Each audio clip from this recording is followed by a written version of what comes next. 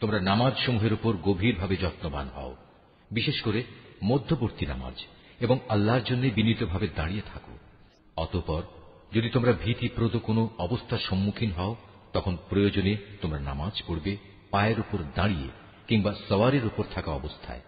তারপর তোমরা যখন নিরাপদ হয়ে যাবে, তখন আল্লাহ তাআলাকে স্মরণ করো, যেভাবে আল্লাহ তাআলা তাঁকে স্মরণ করার নিয়ম শিখিয়েছেন, যার কিছুই তোমরা ইতিপূর্বে জানতে না। তোমাদের মধ্যে থেকে যদি কেউ মৃত্যুমুখে পতিত হয় এবং সে বিধবা স্ত্রীদের রেখে যায়, তার উত্তরসূরিদের জন্য তার ওসিয়ত থাকবে যেন তারা 1 বছর পর্যন্ত তাদের স্ত্রীদের ব্যয়ভার বহন করে, কোন অবস্থায় যেন তার ভিটে মাটি থেকে তাকে বের করে দেয়া না হয়।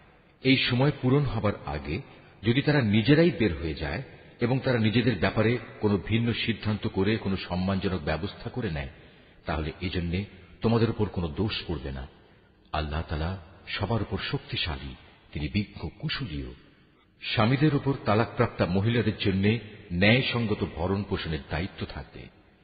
আল্লাহ তাআলাকে যারা ভয় করে, এটা তাদের উপর আরোপিত দায়িত্ব। এভাবেই আল্লাহ তাআলা তাঁর আয়াতগুলো তোমাদের জন্য সুস্পষ্ট করে বলে দিয়েছেন, যাতে করে তোমরা বুঝতে পারো। তুমি কি তাদের পরিণতি দেখোনি, যারা মৃত্যুর ভয়ে নিজেদের ভিটে মাটি ছেড়ে বেরিয়ে এসেছিল, অথচ তারা সংখ্যায় ছিল হাজার হাজার। তাদের এ কাপুরুষোচিত আচরণে রুষ্ট হয়ে আল্লাহ তাআলা তাদের বললেন, তোমরা নিপাত হয়ে যাও।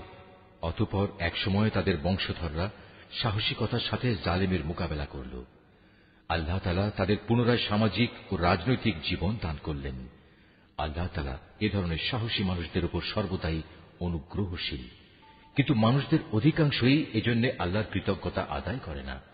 হে মুসলমানরা, কাপুরুষতা না দেখিয়ে তোমরা আল্লাহর পথে লড়াই করো এবং একথা ভালো করে জেনে রাখো, আল্লাহ তাআলা যেমন সব শোনেন, তেমনি তিনি সবকিছু জানেনও।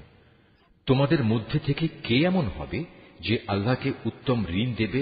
যে কেউই আল্লাহকে ঋণ দেবে সে যেন জেনে রাখে, আল্লাহ তাআলা ঋণের সে অঙ্ক তার জন্য বহু গুণ বাড়িয়ে দেবেন।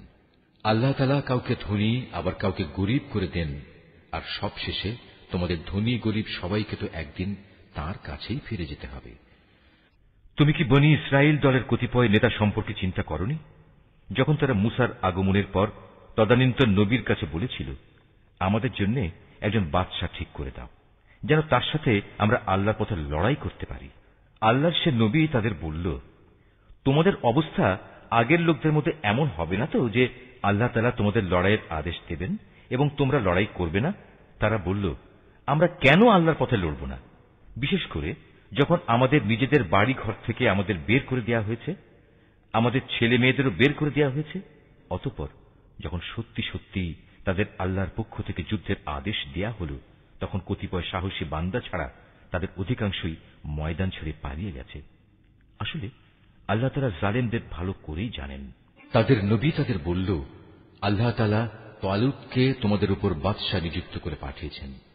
একথা শুনে তারা বলল, তার কি অধিকার আছে যে আমাদের উপর রাজত্ব করার? বাদশাহীর অধিকার বরং তার চাইতে আমাদেরই বেশি রয়েছে। তাছাড়া অর্থ প্রাচুর্যও তো তার বেশি নেই। আল্লাহর নবী বলল, শাসন ক্ষমতার জন্য আল্লাহ তাআলা তাকেই বাছাই করেছেন এবং এ কাজের জন্য তার শারীরিক যোগ্যতা ও জ্ঞান প্রতিভা আল্লাহ তাআলা বাড়িয়ে দিয়েছেন। আসলে আল্লাহ তাআলা যাকে চান তাকেই তার রাজ ক্ষমতা দান করে থাকেন। তার ভান্ডার অনেক প্রশস্ত। আল্লাহ তাআলা যাকে চান তাকেই রাজত্ব দেন। আল্লাহ তাআলা প্রাচুর্যময় ও মহাবিজ্ঞ। তাদের নবী তাদের আরো বলল, আল্লাহ তাআলা যাকে পাঠাচ্ছেন তার বাদশাহীর অবশ্যই একটা চিহ্ন থাকে।